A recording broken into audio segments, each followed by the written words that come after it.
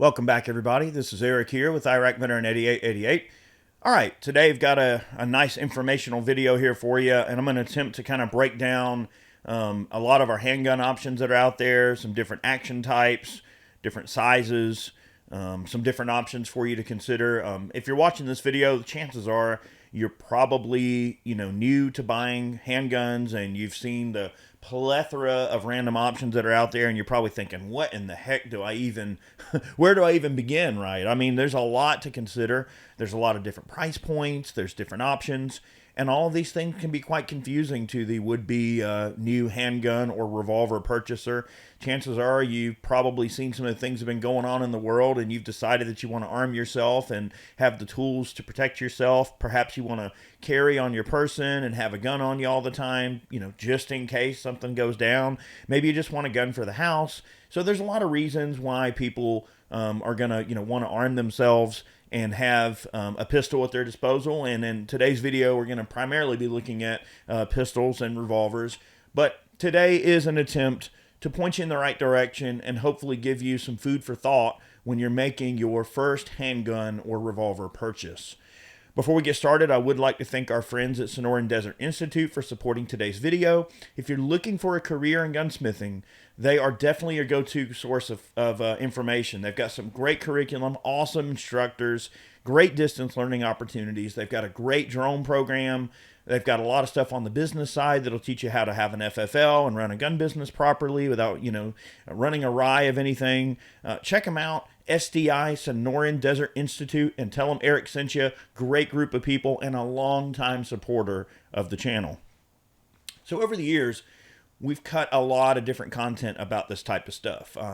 Some things that dip their toes in this subject, such as, I think I did a video at one point where I was talking about things to look for in buying a used firearm, and those, obviously, those things still come into play with this particular concept. So whether you're looking at new or used, for the purposes of today's video, we're going to assume that you're buying a new firearm, and we're not going to get into some of the semantics of looking at used firearms, although there are some great deals out there if you're willing to buy used. But I would say probably the first thing I would say out the gate is when we're looking at our potential handgun purchase here, treat it, I'm going to try to put this in terms that make sense to a wide variety of people. Say you're buying your first car or whatever, your first motorcycle, especially motorcycle, right? If you buy a used motorcycle, you don't know if someone's ragged it out, if they've, revved it up and done all kind of crazy stuff and donuts and everything. And, when you buy a used motorcycle, you're also buying all of the random stuff that someone did with that motorcycle, right? They were showboating around. You don't know if there's some minor issues. Again, same thing with a car. If you buy an older used car, you don't know really what that car's been through. You don't know if they have regular service on it, if they've taken good care of it, right? If it's been wrecked before. Now, of course, there's ways to find those things out. But let's just say, generally speaking, that's the best way I can consider when we look at used firearms versus new firearms. A new gun, out the gate that you're getting something that's fresh from the factory. It's got a warranty. If there's a problem, there's usually, most companies are pretty good about providing excellent service after the point of sale. So in the firearms world, you don't generally have to worry about getting a lemon per se. Okay, if you do get a gun that is a little off or there's something wrong, most gun companies are absolutely going to jump through every hoop to make sure that they are going to make it right. And because, look, this is not an item that you're talking about purchasing that is just some random, this is not an iPhone or a gadget or a watch. This is not, silver or gold. This is not food or water. This is a firearm. And this is a purchase decision that many people, should take very seriously, because this is something that, especially if you're only going to have one handgun, this is something that can certainly mean life or death, right? If you only own one handgun and you're carrying that handgun around in the defense of life and liberty, you better make dang sure it's something that you're comfortable with, that you're familiar with, that you train with, that you vetted, and that you can trust, right? Now, is that to say that there are not a lot of different price points? There are. Okay, so this Shield Plus that I'm holding, this represents like a small double stack striker fired what we would call a Micro 9. This is actually one of my favorite handguns overall. Now, believe me, guys and girls, I've had access. I've been very lucky to have access to a bunch of awesome guns over the years. I mean, I have shot everything from $3,000 race pistols, $4,000 race pistols, all the way down to the most inexpensive pistols that are out there in various testing that I've done. At the end of the day, boys and girls, remember that a projectile leaving a barrel at wicked velocities is dangerous no matter what it is, okay? A cheap gun can kill someone just as good as an expensive gun. The difference is reliability, quality, parts, fit and finish, so on and so forth. The fitment of the parts, the quality of the barrel, the sights, the trigger, all of these things come into play. Just like a car or a motorcycle or a gadget or an iPhone or any type of consumer good that you're going to purchase, a handgun will have a varying degree of different accessories that you can, equip the gun with depending on the price point. So let's talk about price point. What are you going to have to spend to get a quality pistol that you can trust your life to? We're saying, all right, you're only going to own one handgun. You're not like me. Like, I'm a collector. I have a whole bunch of different stuff. I've been a YouTuber professionally now for years and years and years. So for me, I'm in a little bit different situation because I have a lot more guns because of the nature of the content I put on YouTube. I've got to have access to a lot of different things. But for the average person, a person might buy a handgun, maybe a rifle, like a hunting rifle. Maybe they'll buy an AR and go out and do a little training and just be capable with a rifle. And maybe they'll perhaps buy a shotgun of some sort, right? And most people generally fit into the category of maybe they have a couple of guns that their relative left them when they passed away. Maybe a couple of old milsurps or some old school Browning shotguns or something. That's very common, especially in the South down here. Relative passes away and leaves you a Browning A5, Sweet 16 or something like that, right? So on and so forth. For instance, one of my friend's relatives just passed away and left him an 1897 trench gun. And you're thinking, what am I going to do with this thing? Well, I know what you're going to do with it. It's really fun to shoot. But anyway, that is where most Americans probably fall into step when it comes to exercising their Second Amendment rights. And due to things that have been going on in today's world, more people have chosen to arm themselves. This Shield Plus is a great option. Now, again, I'm going to mention certain guns in this video today, certain makes and models and things. I don't want you to worry about the make and model. I'm not trying to convince you to buy a certain gun or to not buy a certain gun. I'm just showing you what I happen to have. It's kind of like Pirates of the Caribbean, and they're saying, well, the pieces of 8, they're all at the table. And what are the pieces of 8? And they go, well, it's just pieces of things we happen to be carrying in our pocket right now, whatever. It's the same. Like, this is just what I happen to have to show you at this very moment. There are tons of great options. I'm going to mention makes and models that I don't have here on the table. These are just representative examples I have to show you, okay? This is a Micro 9. This is a Smith & Wesson Shield Plus. These run about $400. This is a fantastic pistol. I can highly recommend this gun, okay? Other firearms that might be in this same category would be guns like the SIG P365. You look at the Springfield Hellcat.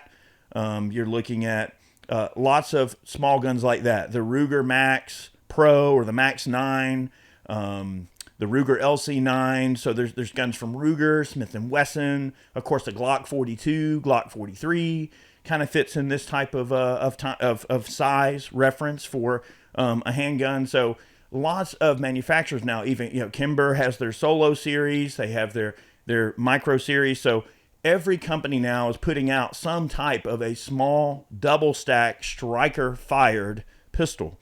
For the purposes of today's video, I'm not going to necessarily go into all the operating types in detail because I've already made a video where I discuss the different operating types. So in terms of the lingo and the vernacular I'm using, okay, if you don't know, check out some of the other videos that I put up where I talk about terms that we're talking about. So when I say striker fire, you'll know what that means, okay?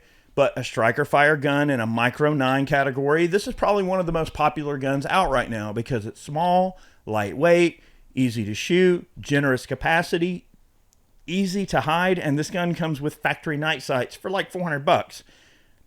What is not to like about that? I think this is a fantastic option. If somebody's just wanting a small carry gun that they can carry appendix inside the waistband, left or right, outside the waistband, doesn't matter. This gun will disappear on your body. It's nice and compact, easy to hide, and generous capacity. This thing holds 13 shots, one in the chamber. So that's 14 rounds of 9mm in your hand in a really small package. And look at that. That's a tiny little gun, okay? I highly recommend a pistol like this, okay? Let's step up a little bit in size and get into something that's like in the kind of Glock 19 size range. Now, this is a Palmetto State Armory dagger. This is sort of their copy of a Glock 19, but there are many guns that are in the same size range as a Glock 19, okay? You look at the Smith & Wesson M&P series, you got various SIGs, you've got various Springfields, you've got, all different types of brands of guns, okay? Anything under the sun that fits a gun in this type of size range and this operating system being striker fire. Now, this is a model that's like $300, so it's very affordable. The dagger is a fantastic pistol for what it costs. It's $100 cheaper than the Smith, and you get, on this one, we've got high night sights, a threaded barrel, and an RMR cut.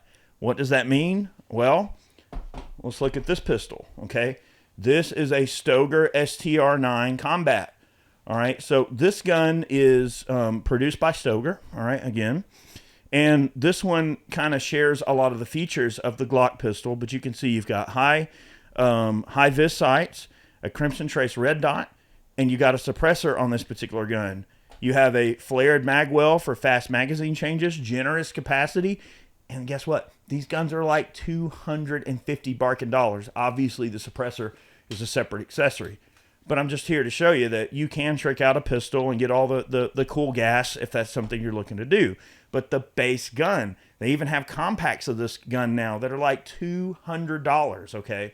They're fantastic. I've reviewed them. I've done a lot of work with them. I've shot them, and they actually hold up really freaking good. So don't be afraid to look at the Stoegers if you want something in more of a full size to a Glock 19, what we would call a compact configuration. You can kind of see the difference. The Micro 9s are going to have a little bit shorter sight radius and shorter slide, right? They're going to be a little thinner. Okay, so that's another thing to consider. Even though this is a double stack, it's still a thinner pistol than a Glock 19. Now, Glock 19 does hold a few more rounds, so that's all a trade-off that you have to kind of consider. So far, we've only been looking at striker fire guns. You also have double single action pistols that are available in a variety of different sizes. This particular one is an SP01 Phantom, okay? This is a polymer frame CZ. This is actually one of my favorite handguns. That's why I chose to show it off. Now, this is something that's kind of in the full-size duty pistol category. And what we mean by that is a full-size grip, a full-size slide, a full-length barrel, a full sight radius, and a rail system. Okay, this one has a flashlight on it. This is a TLR 1HL from Streamlight. Very affordable weapons light. This one's held up quite good. This one has an aftermarket set of Crimson Trace.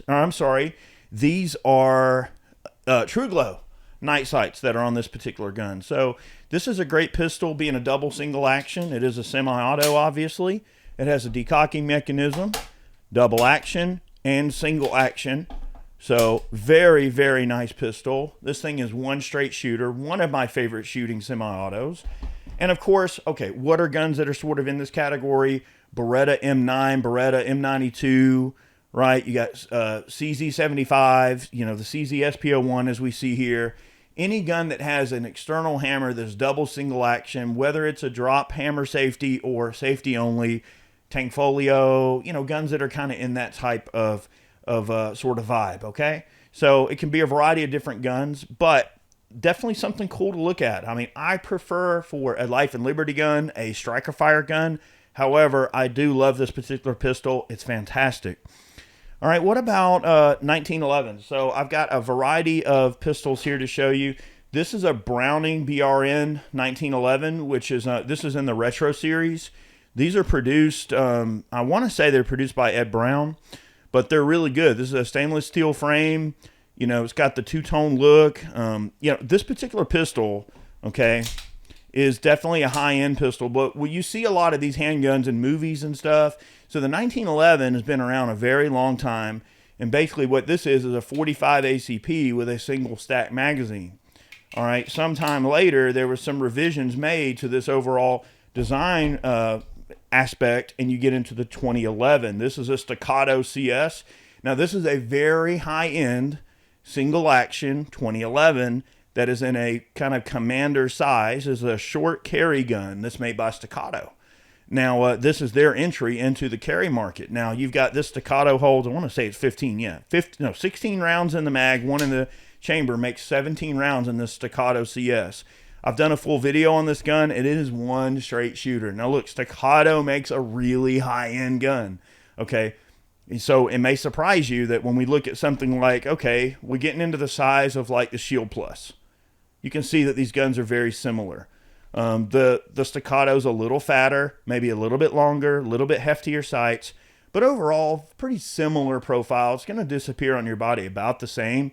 But the Shield Plus, this gun is like $400.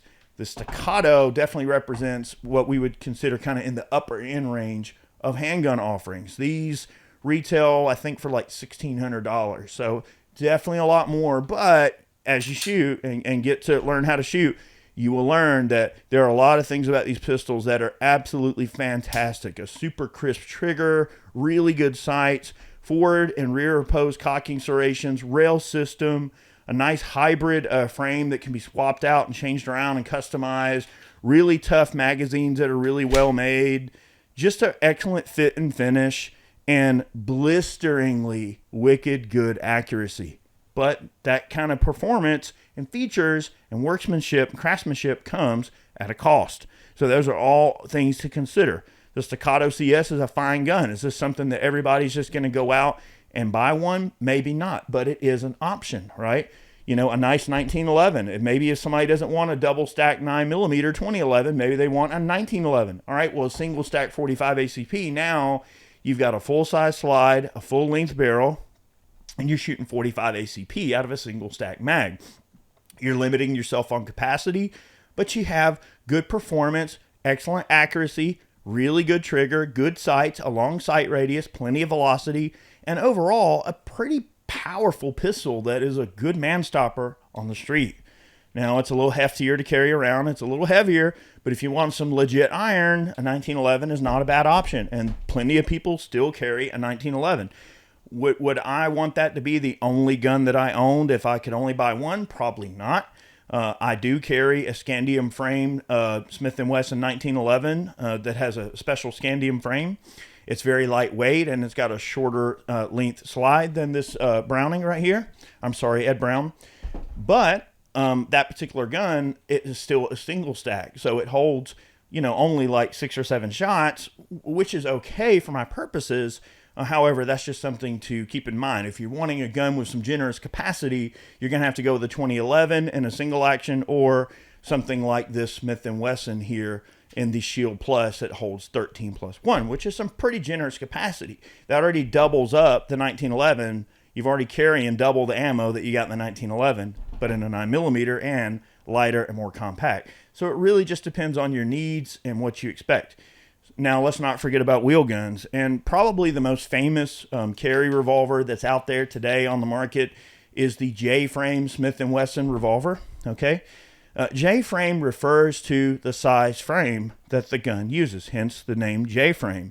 So Smith & Wesson builds a variety of revolvers based on this frame, okay? They have the 642, the 640, they have all these different models. This particular one is a, which one is this? This is the 640, okay. This one's a Wiley Clap 640 with a ported barrel and some really fancy aftermarket grips. So this one's had some custom work done on it, which is fine. Nothing wrong with that.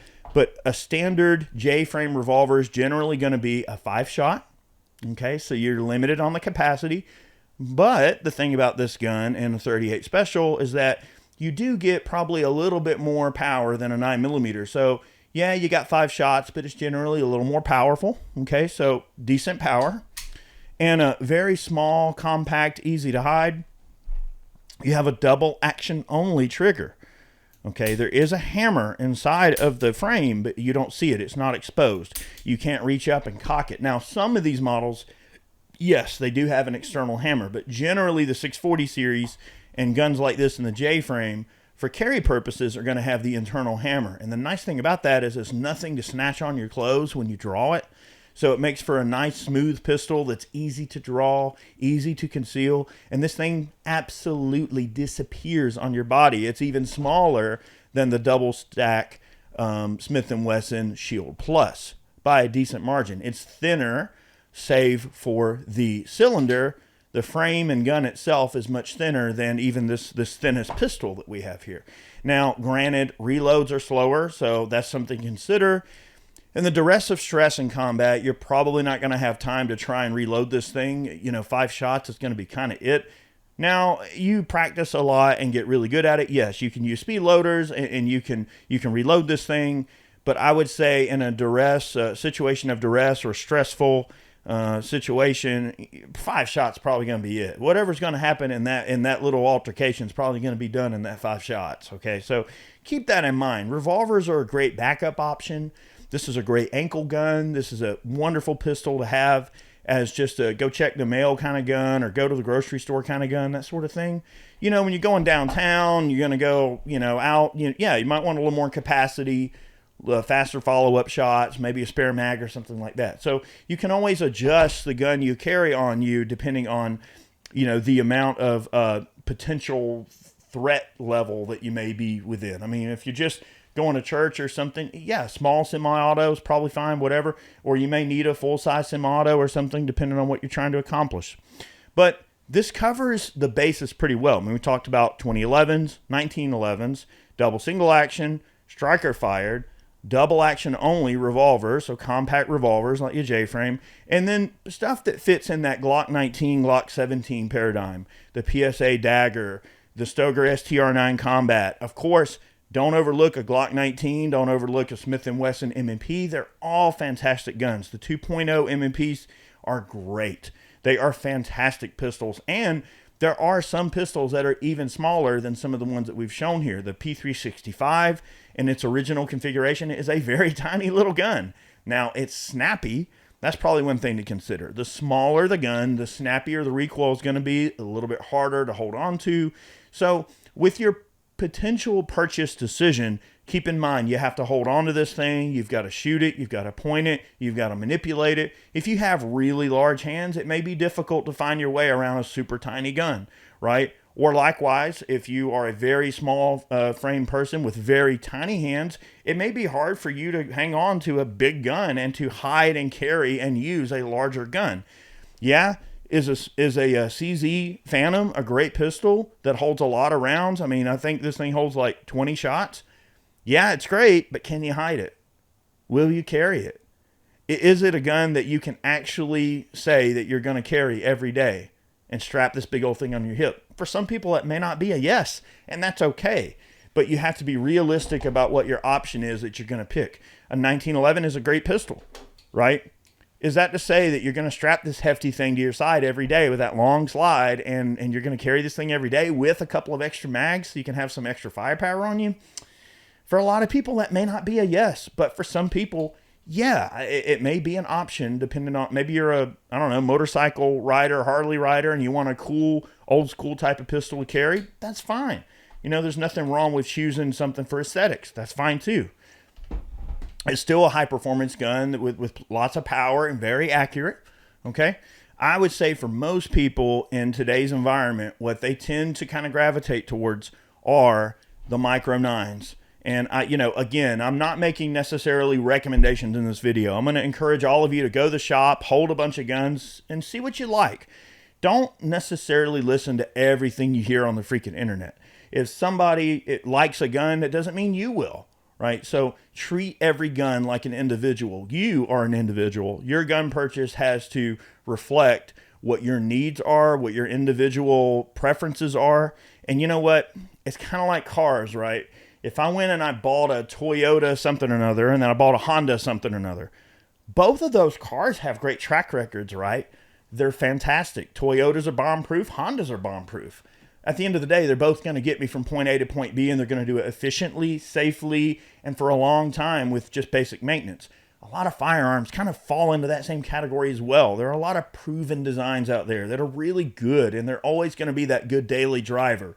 Glock 19, Smith & Wesson M&P, CZ75, solid choice, right? You know, the Berettas, like the M9 Beretta, the M92 series, great gun, especially if you get a compact. Those are great. So there's lots of really great pistols out there that are always going to, you know, hold up pretty good and be a good daily driver. So, you know, if you buy a Glock instead of a SIG or a SIG instead of a Glock, it doesn't matter. At the end of the day, as long as it makes you happy and you shoot it well and you feel confident with it, that is ultimately all that matters. So thanks so much for tuning in to today's video. I hope you enjoyed it. I've got a ton of content on the way, plus tons of content I've already made. I've been doing this for a long time, almost 16 years.